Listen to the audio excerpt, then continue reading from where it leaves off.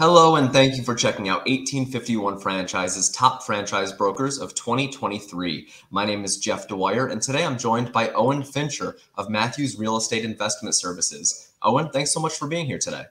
I appreciate it, Jeff. Happy to be here. Absolutely. So we would love to just get right into the questions and get your answers on some of these. So for starters, can you just sort of tell me what makes you successful as a broker? Yeah, absolutely. And I think first and foremost, my team, we have a great foundation here. I work out of Atlanta, Georgia. I got two partners that work directly with me, Jake Lurie, Johnny Blue Craig. We make a fantastic team. We have been able to cultivate relationships across the industry, as well as my company behind me, Matthews Real Estate. We're one of the fastest, if not the fastest, growing brokerage in the country. We've grown in the past 8 years to 22 offices across the country, over 800 agents. So that's what sets us apart, really. But what makes us successful is that we are problem solvers, right? There's a lot of brokers that view deals as transactional.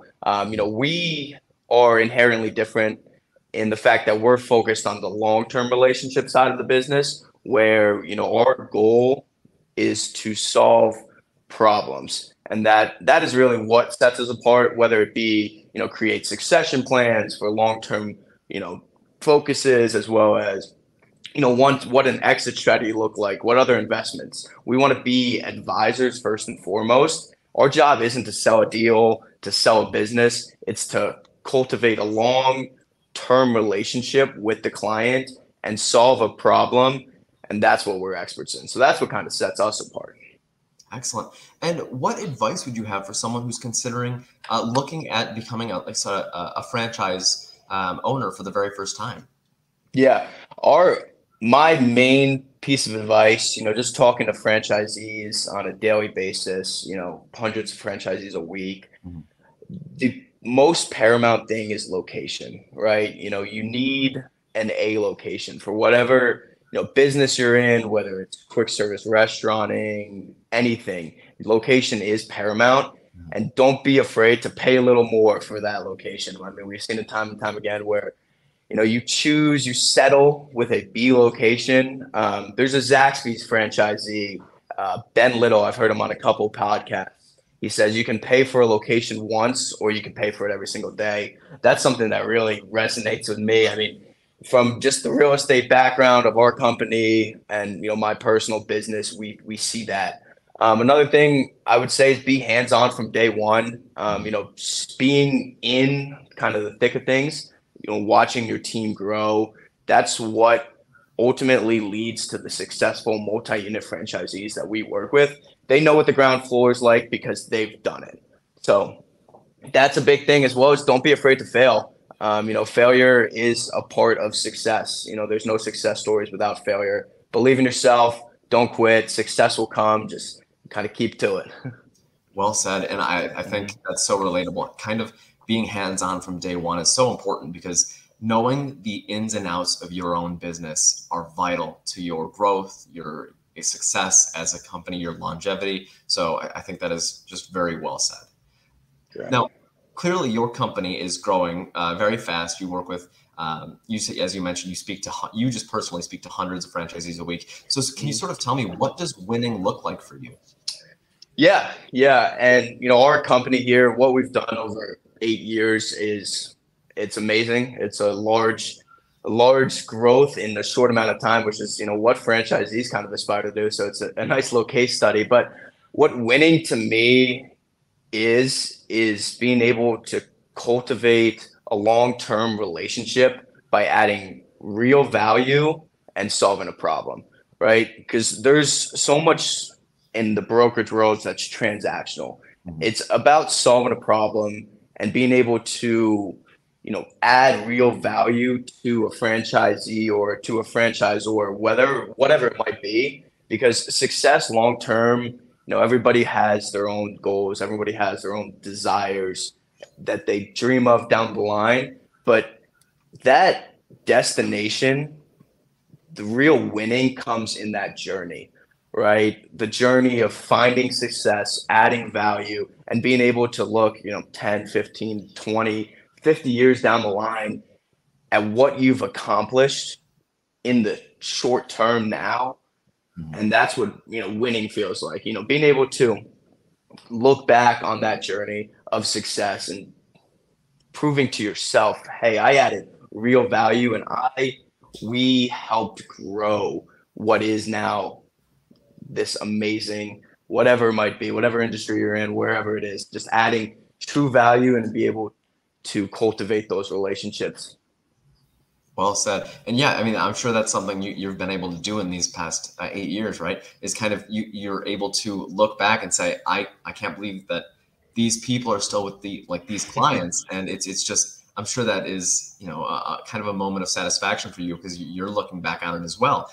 You get the satisfaction, the client gets the satisfaction, the franchise owner, everybody. It's a win-win situation sort of deal, right? Exactly. Exactly. And that's what you want, right? Everybody wants to look back and look at what they've grown and be a part of something. And when you're a part of something that has led to a level of success that that, as I mentioned, being on that ground floor, being in the kind of thick of things, that's what, kind of puts a smile on your face when you're a couple years down the line and your goals, they became a reality.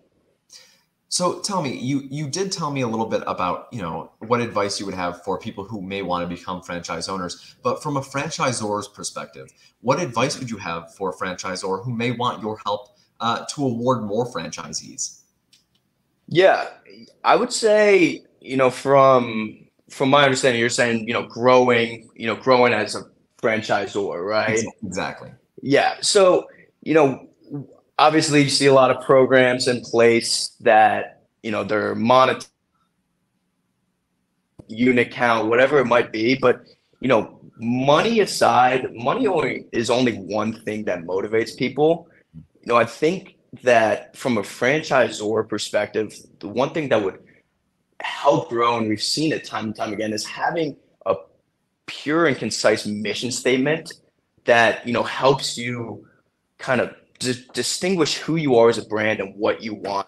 Something that people can get behind, that people want to join up alongside you. People want to wear your brand on their chest and speak to the highest extent of, hey, I'm a franchisee for X and I love it, and this is why. This is why you should join me. So when you have a brand that has a strong mission statement that stands behind the pillars of what made them either successful or what is going to make them successful, that is something that will inherently attract motivated people and the people that a franchisor wants in their brand. And being able to do that and maintain your brand, call it a mission statement for years and years and years and see proven success stories, that's what is going to fuel growth, right? So that's what I think, be who you are, distinguish what you want, where you want, and what you want the people in your concept to be. That is going to help growth. Well said. And I gotta say, I feel like that may seem obvious to some, but I also think that could be it could be overlooked at times, right? Because we tend Agreed. to forget that when we're excited about growth. So I think that's very important and very solid advice for a franchisor to know and kind of really hear.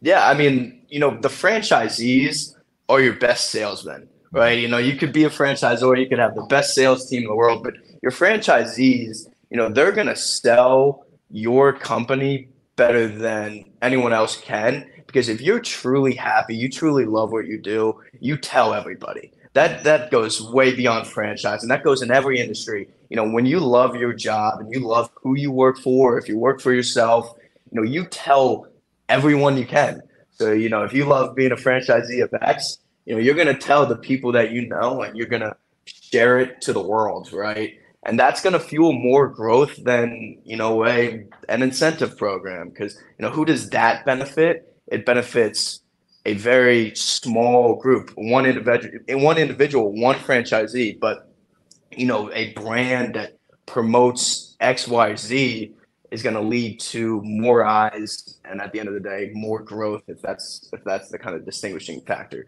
that a franchisor wants. Absolutely. So tell me, when you're working with a franchisor, what advice or what suggestions or just how can a franchisor better communicate with you?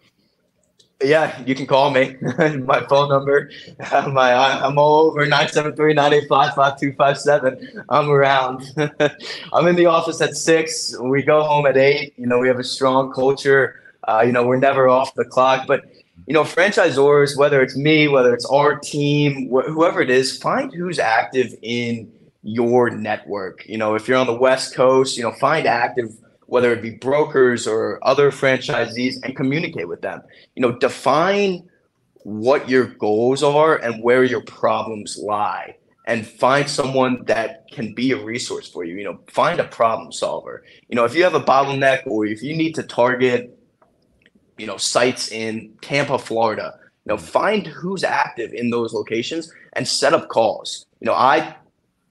I periodically, at least once a quarter, reach out to the franchisors we're active with and to get them on the phone. Whether it be hey, we want to target Tampa, Florida, we want to target Atlanta, Georgia, Charleston, South Carolina, wherever it might be. We have the resources at, it might not be my own disposal. I'm here in Atlanta, Georgia, but, being that my firm is a nationwide firm, we have boots on the ground, having 22 offices. So, while it might not be me personally, if you're a franchisor who is based on the West Coast and wants to grow in the Southeast, find who's active, set up a call, see how they could be a resource for you. Because we in this industry, we want to help and we want to add value.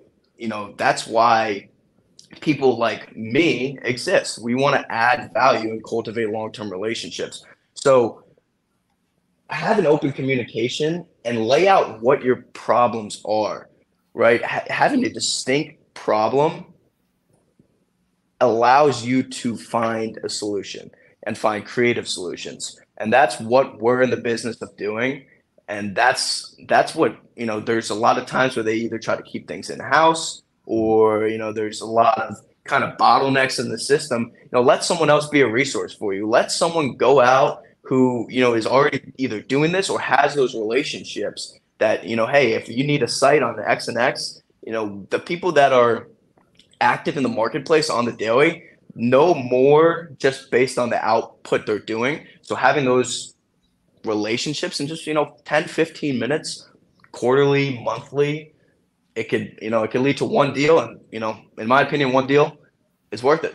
15 minutes of your time. If you can get a new site on, the main and main, fine by me.